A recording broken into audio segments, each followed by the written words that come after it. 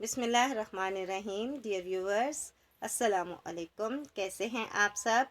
ہماری آج کی ویڈیو کا عنوان کچھ اس قسم کا ہے کہ آج ہم بحث کرنا چاہ رہے ہیں ان تمام عوامل پر جس کی وجہ سے ملک میں خواتین مختلف قسم کی ہراسمنٹ کا شکار ہو رہی ہیں۔ یہ بات بہت عجیب اور دکھ دہ ہے کہ اس وقت تمام تر صوبوں میں ایسے واقعات روز بروز جنم لے رہے ہیں جنہوں نے والدین کو، بہت سی خواتین کو پریشان کر کے رکھ دیا ہے۔ کیا وجہ ہے کہ اب لوگ ماں باپ بیٹیوں کو ہاسٹل بھیجنے سے ڈرنے لگے ہیں، کترانے لگے ہیں، اور جو بھیج رہے ہوتے ہیں ان کے بھی دل میں ایک خوف ہوتا ہے۔ کیا وجہ ہے کہ اب بچیوں کی ملازمت کے لیے بھی دلوں میں خوف رکھنا جا رہا ہے؟ ضرور ایسے واقعات نے ہم لوگوں کو یہ سوچنے پہ مجبور کر دیا ہے کہ کیوں ہمارا ملک، کیوں ہمارا معاشرہ متشدد کارروائیوں کی طرف اس قدر راغب ہوتا چلا جا رہا ہے۔ اگر ایک طرف نان مسلمز کے ساتھ کچھ ایسے واقعات پیش آئے ہیں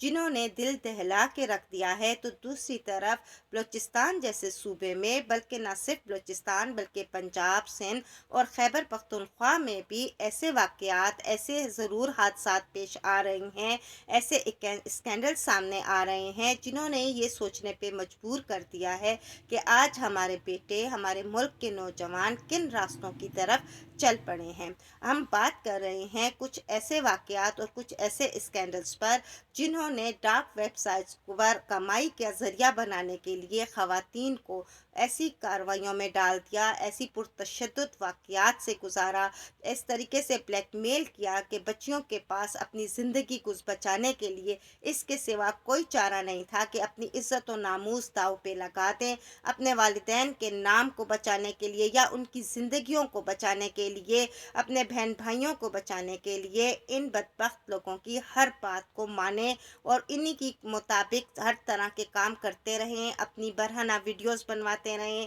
زیادتی کا شکار ہوتے رہیں اور ڈارک ویب سائٹس کے ذریعے ان کے نام پر کمائی ہونا شروع ہو جائے۔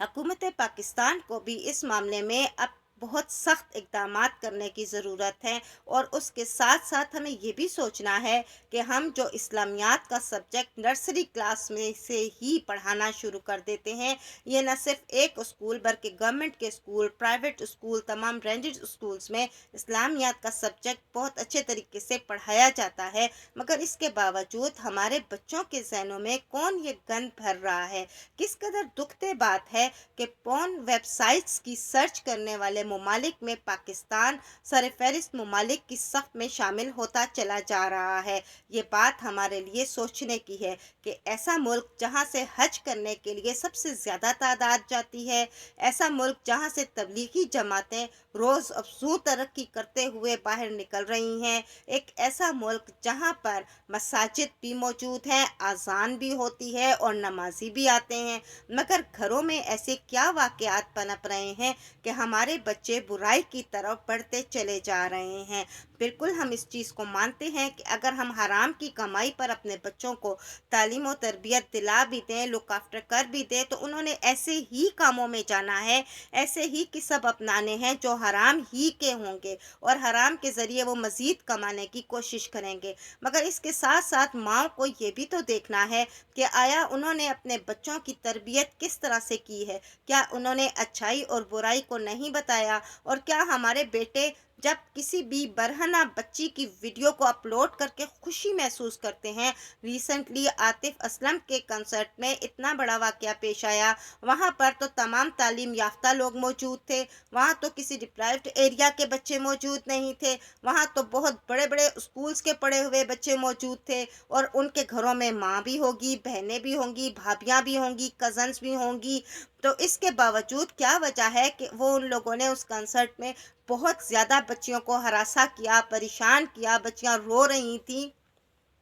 اور پے در پے مزید ایسے واقعات پیش آ رہے ہیں کہ عورت کی عزت کسی بھی طرح سامنے کرتے ہوئے کچھ بھی دکھائی نہیں دے رہا ہے۔ اب ہمیں یہ بات بھی سوچنی ہوگی کہ کیا ہماری مائیں اپنے بچوں کو یہ بات نہیں بتاتی ہیں کہ عورت سب سے پہلے تو ایک ماں عورت ہوتی ہے، کیا اپنی ماں کو کوئی برہنہ کر کے اس کی ویڈیوز بنا کر اس کو ڈارک ویب سائٹ پہ ڈال سکتا ہے؟ کیونکہ یہ بھی تو کمائی کا ایک ذریعہ بن سکتا ہے۔ آپ کو عورت ہی چاہیے نا، آپ کو لڑکی ہی چاہیے، تو آپ کی بہن بھی تو گھر میں بیٹھی ہوئی ایک عورت اور ایک لڑکی ہی ہوتی ہے، اس کی ویڈیوز کو بھی تو ویب سائٹس پہ ڈالا جا سکتا ہے، اس کو بھی تو برہنہ کیا جا سکتا ہے۔ مگر کیا وجہ ہے کہ ہمارے بچے جو ہیں اپنی سسٹر، اپنی ماں کو تو عورت کی سب سے عظیم مرتبے پر شمار کرتے ہیں، مگر دوسری عورت کو وہ عزت، وہ رسپیکٹ دینے کو تیار نہیں ہے۔ بہرحال یہ ایک ایسا ٹاپک ہے جس پر نہ صرف والدین کو کھل کر بولنا ہوگا، بلکہ اساتذہ کو بھی بہت زیادہ کام کرنا ہوگا، اور کام کر کے اس بات کو سمجھنا ہوگا کہ کیا وجوہات شامل ہیں کہ ہماری تعلیم میں اب تربیت شامل نہیں رہی۔ ہماری تعلیم صرف اور صرف ڈگری حاصل کرنے کا ایک ذریعہ بن گئی ہے، ایک ایسی ڈگری جو کسی نہ کسی طرح بہتر ملازمت کے حصول کے لیے ان کے کام آ سکے، مگر اس میں تربیت کا کوئی عنصر شامل نہیں ہے۔ ہمارے اس ٹاپک کا ایک اور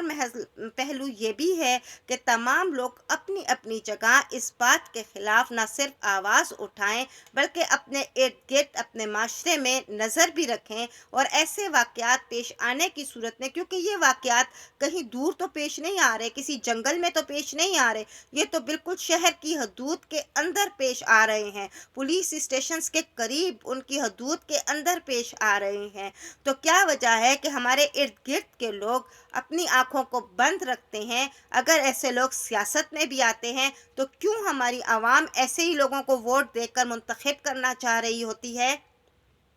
اور یہ لوگ سیاست میں آنے کے بعد خود کو زیادہ محفوظ تصور کرنے لگتے ہیں، اور ایک طاقتور طبقہ جنم لینا شروع کرتا ہے جو یہ سمجھتا ہے کہ وہ کسی بھی وقت کسی کو بھی ہاتھ ڈال کے کچھ بھی کر سکتا ہے، لیکن پولیس یا قانون ان کا کچھ نہیں بگاڑ سکتے۔ ہمارے چیف جسٹس یوں تو بڑے سوموٹو ایکشنز لیتے پھرتے ہیں، مگر کیا وجہ ہے کہ ایسے واقعات کے خلاف کسی قسم کا ایکشن نہیں لیا جا رہا، یا ایسا واقعہ پیش آنے کے بعد کہا جاتا ہے کہ بھئی یہ واقعہ پیش آ گیا ہے، اب اس کو ہم دیکھ لیتے ہیں؟ کیوں ایسے اقدامات نہیں کیے جا رہے کہ ہماری بچیاں ملازمت کے دوران، ہاسٹلز میں رہنے کے دوران، یونیورسٹی اور کالجز کی تعلیم حاصل کرنے کے دوران بھی محفوظ ہوں اور ایسے لوگوں سے بچ جائیں؟ Thank you.